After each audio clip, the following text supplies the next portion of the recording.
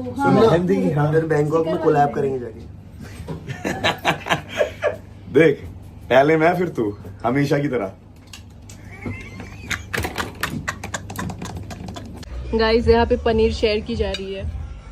कैसे लिया था लड़की पनीर? शेयर कर ली, तुम पनीर की बात कर ली। सर हमेशा खाता पहले मैं ही हूँ। मेरे को ऐसा क्यों लग रहा है मेरे को झूठन खा।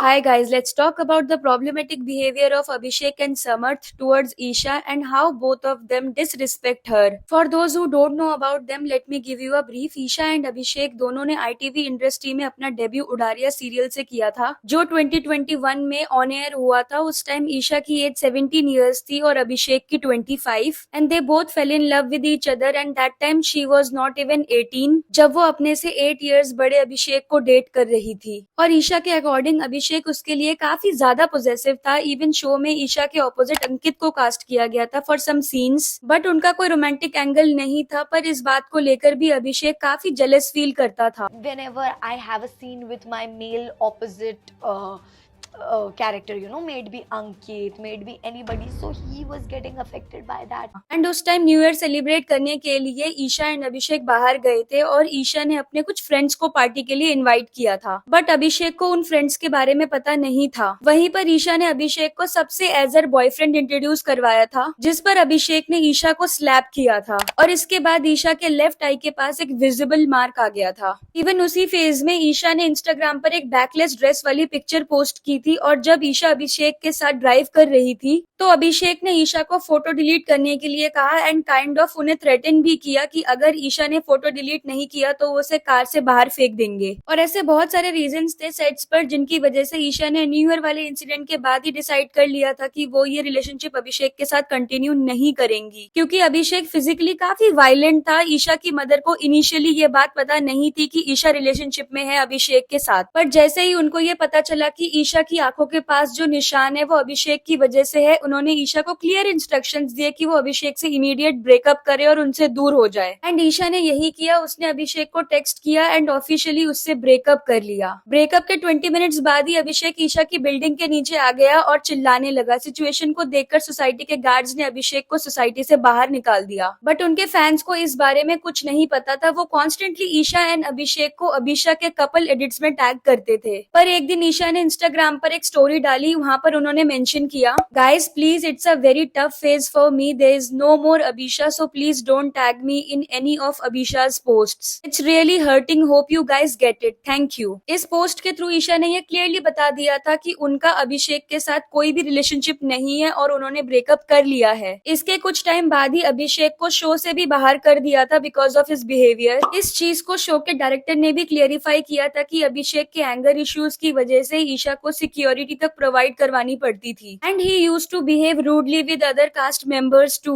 अब यहाँ काफी लोगों को लग सकता है कि सिर्फ अभिषेक को ही शो से क्यों निकाला गया, why not Isha, because Isha भी इस मैटर में फंसी हुई थी। तो इसका रीजन ये था कि शो में अभिषेक से ज्यादा पॉपुलैरिटी ईशा की थी, लोग उनके कैरेक्टर को ज्यादा पसंद करते थे, इसी वजह से डायरेक्टर ने ईशा के कैरेक्टर को रिटेन किया, जबकि अभिषेक के कैरेक्टर की डेथ दिखाकर उसको शो से आउट कर दिया गया था। और उसके कुछ टाइम बाद ही अभिषेक एंड ईशा दोनों को कलर्स की तरफ से बिग बॉस शो ऑफर होता है एंड इसी शो में अभिषेक का एक पॉजिटिव साइड देखने को मिला, जहाँ कुछ कॉन्वर्सेशन हुई थी ईशा और अभिषेक की, और उस कॉन्वर्सेशन के बीच में सडनली अभिषेक ईशा का हाथ जोर से पकड़ लेता है और एक स्टेटमेंट देता है कि वो तेरा हाथ ऐसे ही पकड़ रहा था ना। बेसिकली अभिषेक यहाँ पर मुनव्वर की बात कर रहा था और इस पॉइंट पर ईशा वॉज वेरी स्केर्ड, जहाँ ईशा ने क्लियरली बोला था अभिषेक को कि वो उसका हाथ छोड़ दे। और इसी शो में एक और वियर्ड स्टेटमेंट अभिषेक की तरफ से देखने को मिला, जहाँ उसने बोला कि उडारिया के सेट पर अगर वो किसी बात को लेकर सैड होता था तो उसे बिल्कुल भी अच्छा नहीं लगता था कि उस टाइम पर ईशा हंस रही होती थी। तो एंड ये सिर्फ एक इंसिडेंट नहीं जहाँ पर अभिषेक का एक टॉक्सिक साइड देखने को मिला है, ऐसे काफी सारे इंटरव्यूज अवेलेबल है जहाँ वो ईशा के बिहेवियर के बारे में ओपनली बात करते हुए दिखते हैं। इवन टिल डेट ईशा को लेकर कोई ना कोई इनडायरेक्ट इंटरव्यू या कॉन्वर्सेशन में उनका नेम लेना या उनसे रिलेटेड टॉपिक्स वो डिस्कस जरूर करते हैं। वहीं दूसरी तरफ Isha most of the time ये सब चीजें इग्नोर करती हुई दिखती है। फिर अभिषेक को कलर्स का एक और शो ऑफर होता है लाफ्टर शेफ, जिसमें उनके पार्टनर समर्थ होते हैं, जो कि ईशा का एक्स बॉयफ्रेंड रह चुका है।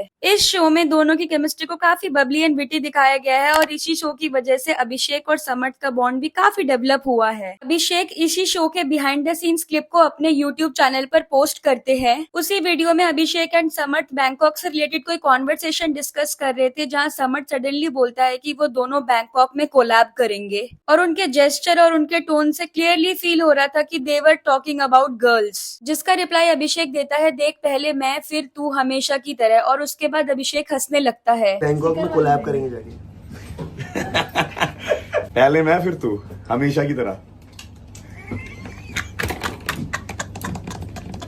And honestly, this was so disrespectful for any girl. चाहे आप किसी के साथ रिलेशनशिप में थे या आपका पास्ट उस पर्सन के साथ अच्छा नहीं था, that does not give you the right to demean someone like this indirectly. And problematic part ये था कि अभिषेक के फैंस ने इस बात को बिल्कुल भी कॉल आउट नहीं किया। This is clearly toxic behavior. पहले एक माइनर को डेट करना, देन फिजिकली अब्यूज करना, फिर बिग बॉस में सिंपैथी लेना, किसी पर्टिकुलर पर्सन की तरफ हेट डाइवर्ट करके एंड स्टिल उस पर्सन को लेकर कमेंट पास करना। और ये सिर्फ ईशा का केस ही नहीं, जस्ट इमेजिन योरसेल्फ कि आप एक ऐसे पर्सन के साथ पास्ट में रिलेशनशिप में रहे हो जिसके साथ आपका ब्रेकअप काफी इयर्स पहले हो चुका है, बट स्टिल वो पर्सन आपको लेकर डेरोगेटरी कमेंट पास करे, आपके कैरेक्टर का मजाक बनाए, आपको कैसा फील होगा। इवन कुछ टाइम पहले ही खानजादी के यूट्यूब चैनल पर एक वीडियो आया था जहाँ समर्थ, अभिषेक, खानजादी न्यू ईयर सेलिब्रेट करने के लिए गोवा गए थे। उस वीडियो में खानजादी बोलती है कि समर्थ और अभिषेक पनीर शेयर कर रहे हैं और उनसे पूछती भी है कि उनको टेस्ट कैसा लग रहा है, जिस पर समर्थ का रिएक्शन आता है कि लड़की शेयर कर ली, पनीर क्या चीज है। और इस बात पर खानजादी और अभिषेक जोर जोर से हंसने लगते हैं। उसके बाद अभिषेक का रिप्लाई आता है, लेकिन खाता सबसे पहले मैं ही हूँ। और इस बात का रिप्लाई करते हुए समर्थ बोलता है कि मुझे ऐसा क्यों लगता है कि मैं किसी की झूठन, और फिर ये बोलकर वो रुक जाता है। कैसे लिया था लड़की पनीर? शेयर कर ली, तुम पनीर की बात कर लो। सर हमेशा खाता पहले मैं ही हूँ।